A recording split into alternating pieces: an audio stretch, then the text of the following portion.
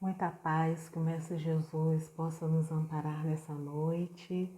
Eu sou Luciana Custódio, sou de Campos dos Goytacazes, Rio de Janeiro, e frequento a Escola Espírita Cristã Maria de Nazaré.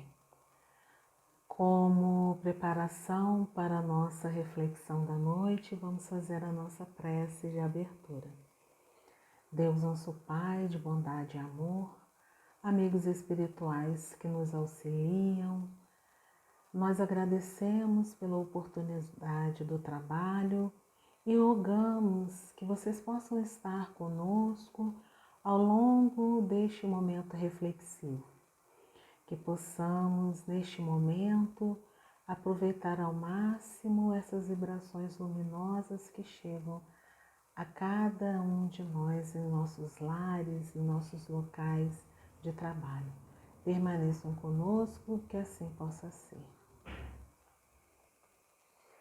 É uma alegria estar neste momento realizando esse estudo, essa reflexão a respeito da maternidade, dos laços afetivos, dos laços também espirituais que envolvem a questão da maternidade.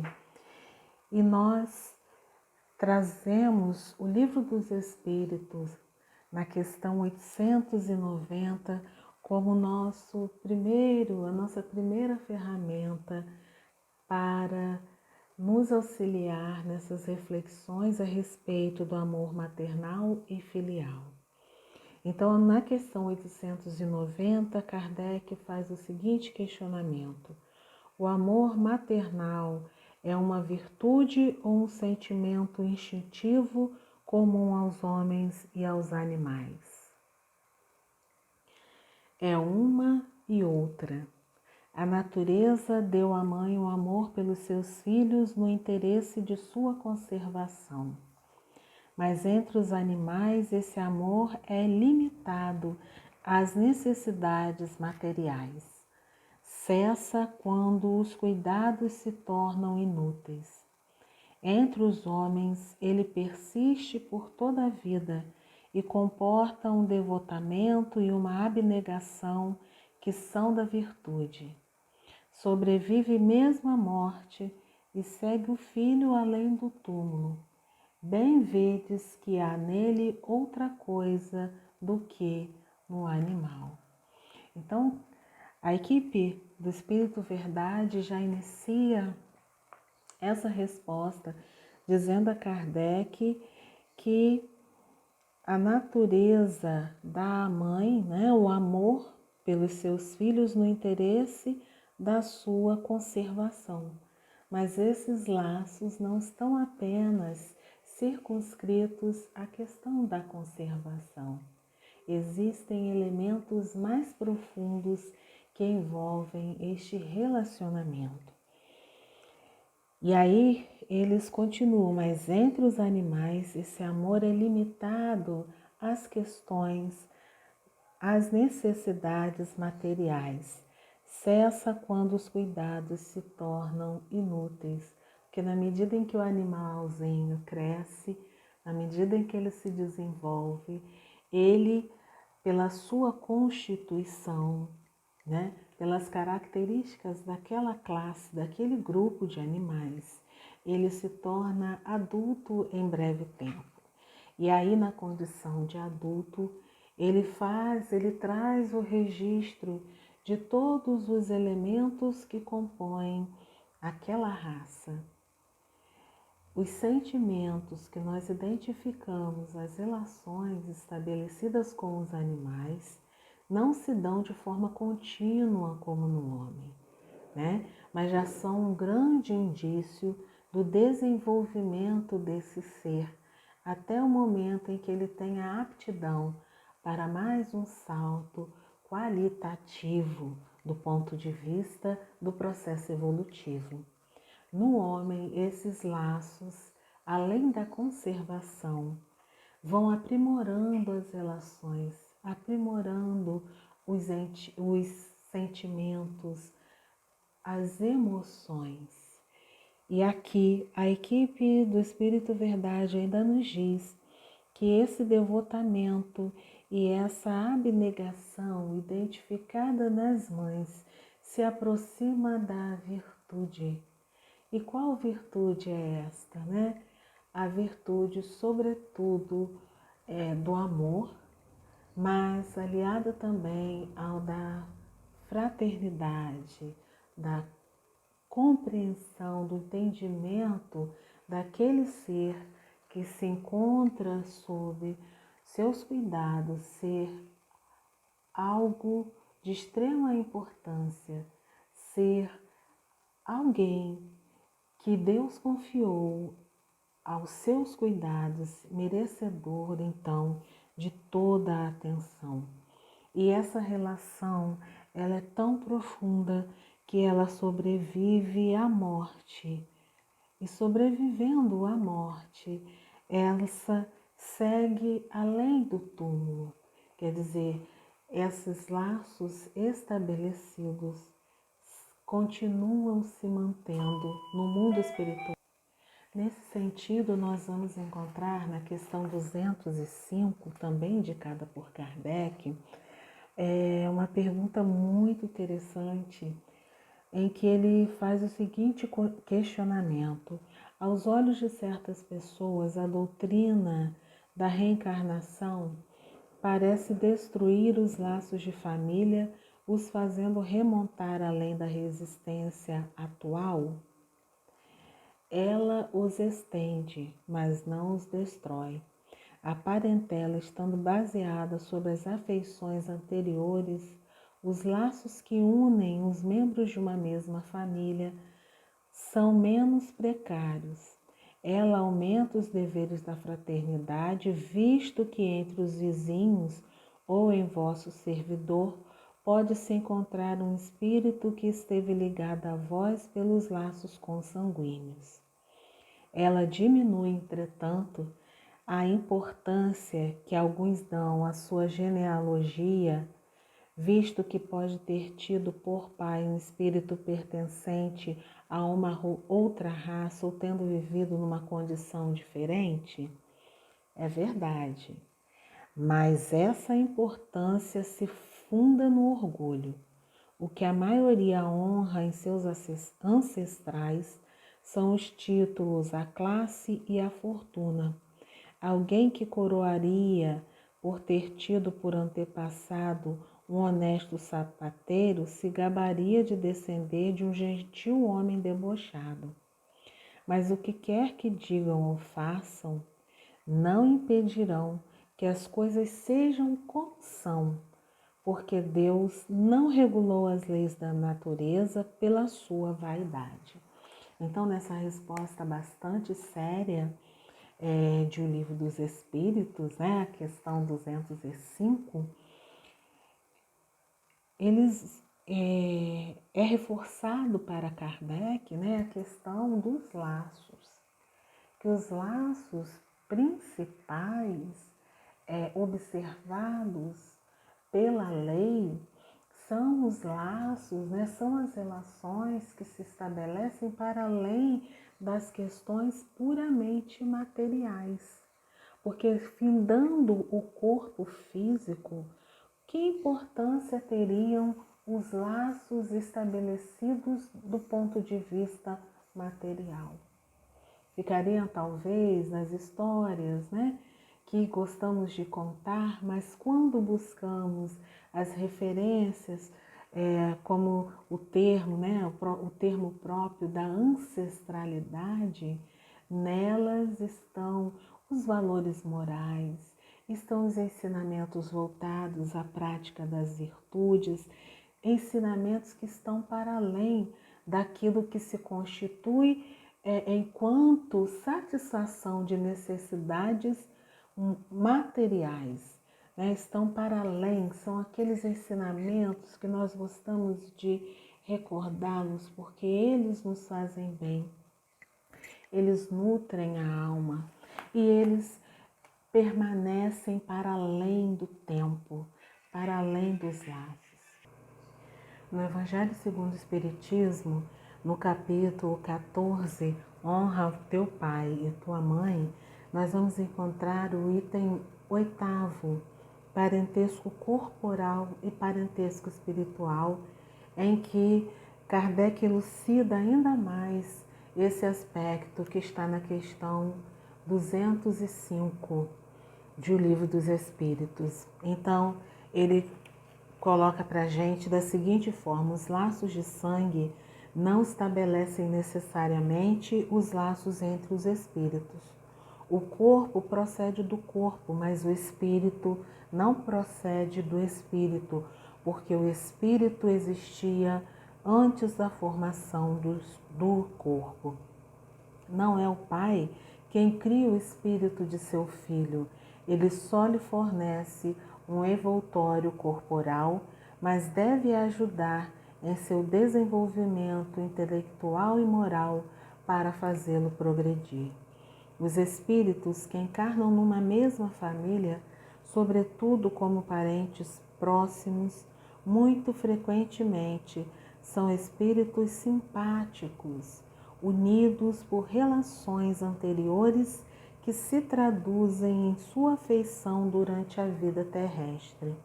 Mas pode também acontecer que esses espíritos sejam completamente estranhos uns aos outros, divididos por antipatias igualmente anteriores, que também se traduzem em seu antagonismo na terra, servindo-lhes de provação. Os verdadeiros laços de família não são, pois, os de consanguinidade, mas os de simpatia e comunhão de pensamentos que unem os espíritos antes, durante e depois de uma encarnação. Do que se segue que dois seres nascidos de pais diferentes podem ser mais irmãos pelo espírito que se o fossem pelo sangue. Podem atrair-se, procurar-se, comprazer-se juntos, enquanto dois irmãos consanguíneos podem repelir-se, assim como se vê todos os dias, problema moral que só o Espiritismo poderia resolver pela pluralidade das existências. Então, Kardec avança no sentido de nos alertar, trazendo através da doutrina de luz, a doutrina espírita, esses apontamentos relativos aos laços de afetividade ou dos laços corporais, dizendo para nós que esses laços podem transcender a sua natureza, podem se estender, podem se perpetuar através do bom aproveitamento. E aí nós nos lembramos, que as relações familiares, as relações maternais, não é à toa que isso está nesse capítulo, honra teu pai e tua mãe, quando no momento atual nós vemos tantos relatos de dificuldades no campo das relações entre os seres, entre as pessoas, do ponto de vista dos gênios, a incompatibilidade de gênios, a incompatibilidade de entendimento de que ali estão para o estabelecimento de novos vínculos. Para nós espíritas, esse entendimento ele é salutar.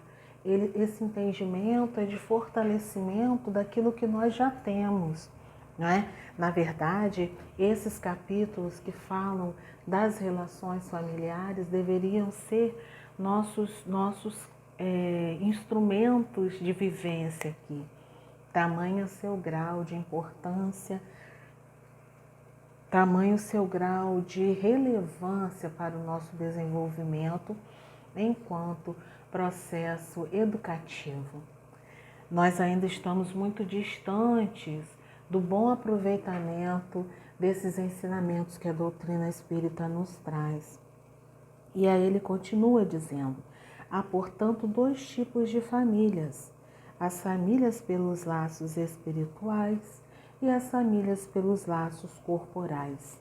As primeiras, duráveis, fortalecem-se pela depuração e se perpetuam no mundo dos espíritos através das diversas migrações da alma. As segundas, frágeis como a matéria, extinguem-se com o tempo e muitas vezes dissolvem-se moralmente já na vida atual.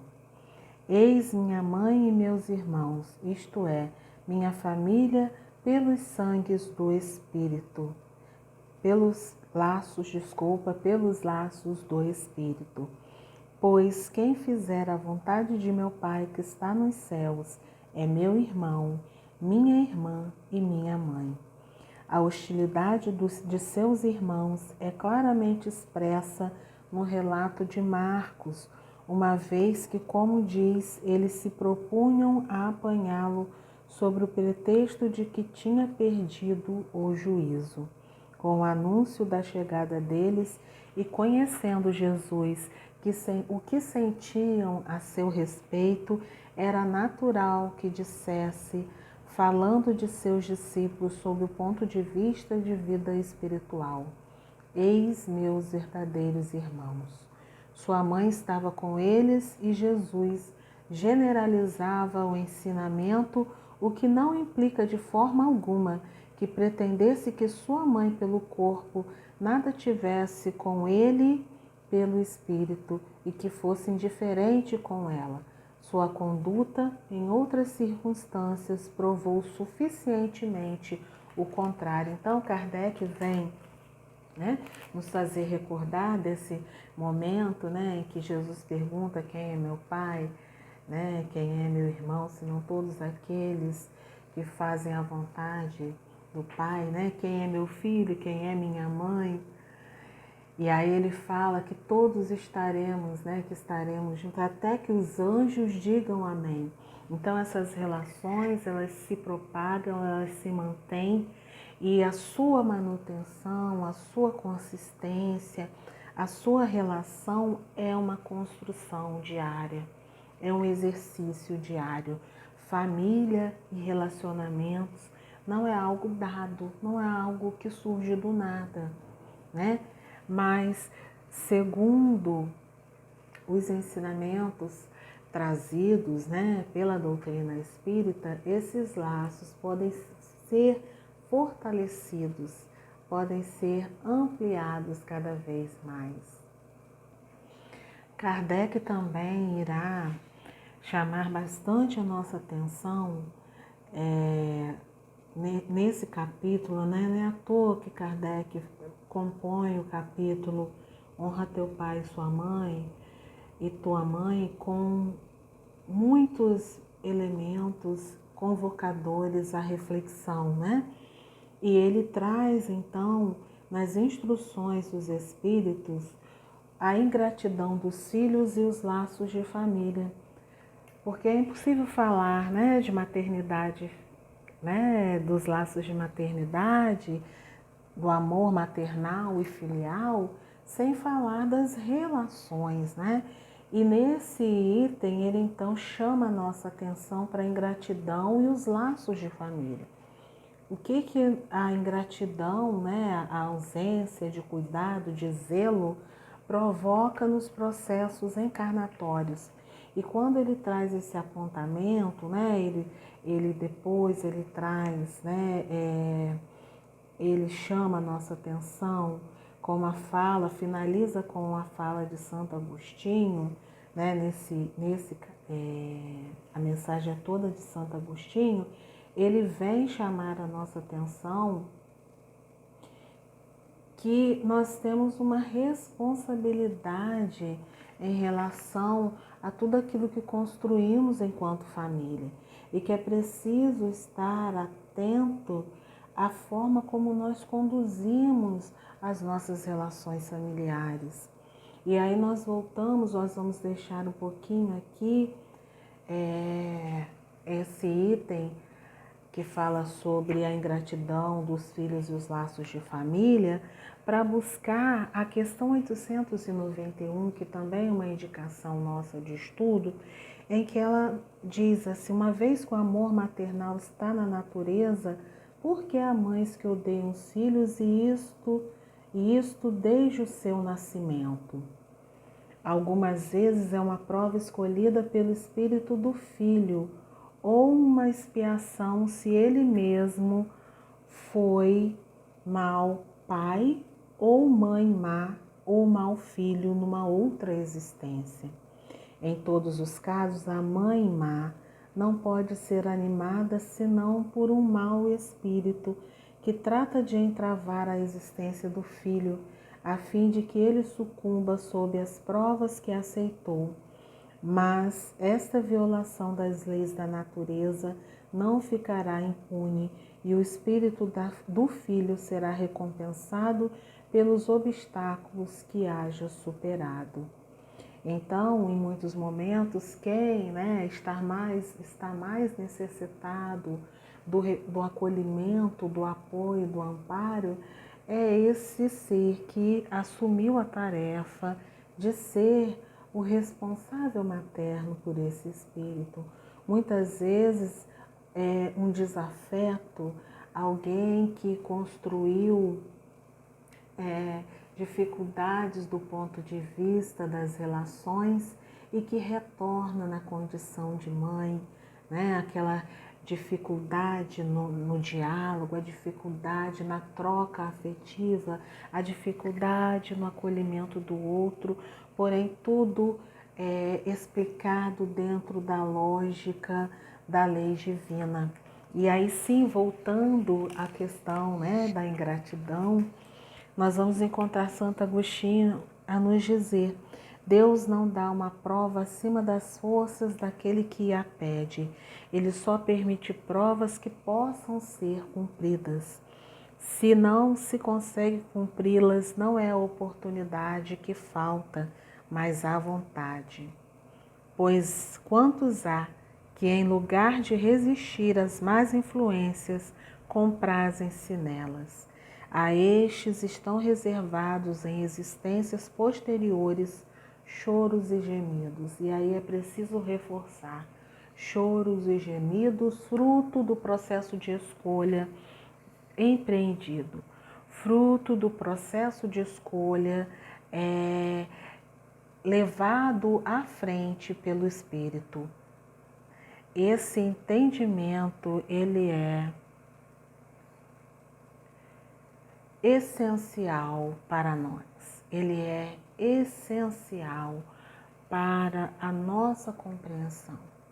Estarmos atentos que nós, ao escolhermos, definimos muitas vezes o rumo de um processo encarnatório, ou deixamos para frente compromissos que poderiam ser quitados agora. Compromissos que poderiam ser trabalhados, que poderiam ser vivenciados de uma forma mais leve, mais amena, se fôssemos também mais suaves na nossa conduta. Então, eu tenho esse familiar assim assado, eu tenho essa mãe assim assado, já que a frase, a questão, ela aponta para a questão do familiar difícil, mas aqui no caso o familiar difícil é a mãe. Vamos pensar lá para trás, como foi a sua conduta? Lá para trás, o que você escolheu, o que você fez, como você conduziu a situação que gerou e motivou esse estado de sofrimento? É sempre importante refletir.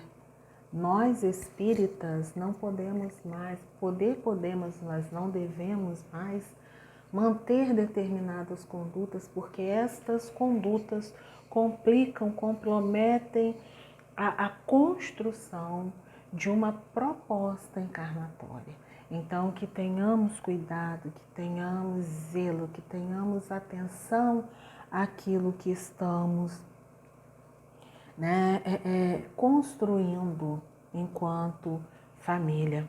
E aí ele não termina o texto, é muito grande, não teremos condições de tratá-lo na sua integralidade, mas ele ainda diz: chega o dia em que o culpado se cansa de sofrer, em que seu orgulho enfim é domado, e então Deus abre seus braços paternais ao filho pródigo que se atira a seus pés. As duras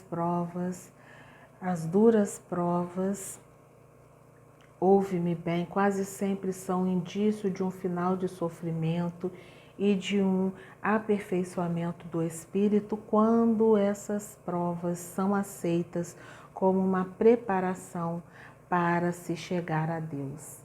E é importante, sobretudo nesse momento supremo, não falhar por causa de lamentações, se não se quer perder o fruto das provas e ter que recomeçar. Em lugar de lamentar-vos, agradecei a Deus que vos oferece a oportunidade de vencer para vos dar o prêmio da vitória. E então, quando tiverdes saído do turbilhão do mundo terreno e entrardes no mundo dos espíritos, aí sereis aclamado como soldado que sai vitorioso do combate.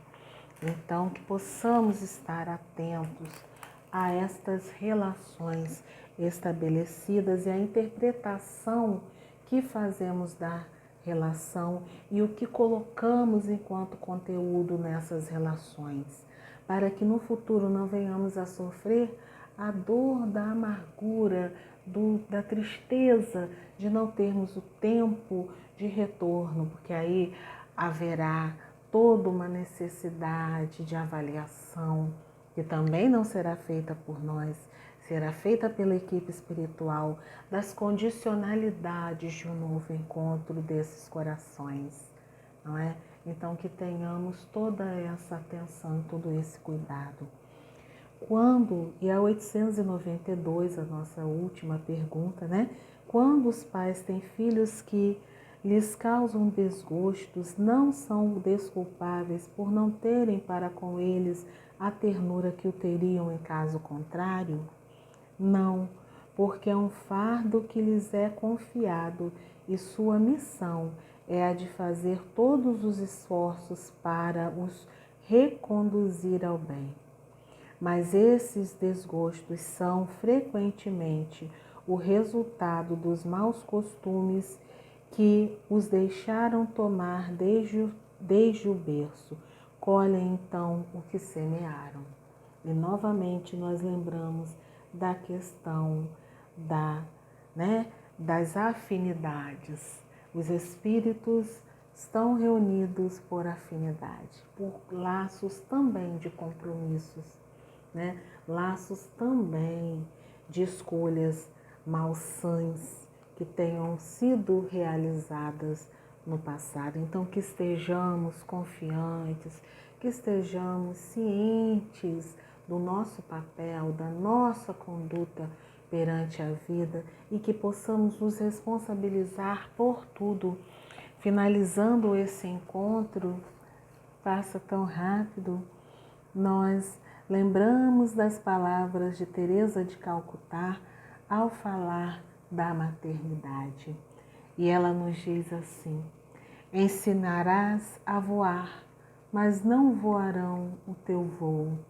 Ensinarás a sonhar, mas não sonharão o teu sonho.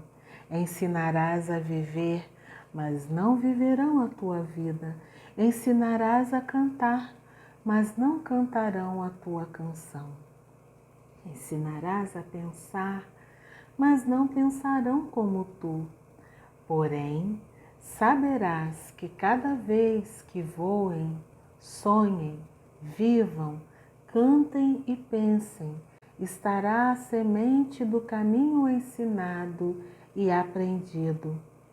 E aí Teresa de Calcutá nos diz assim: não furte a responsabilidade da maternidade, não se furte a maternidade, esse instrumento divino.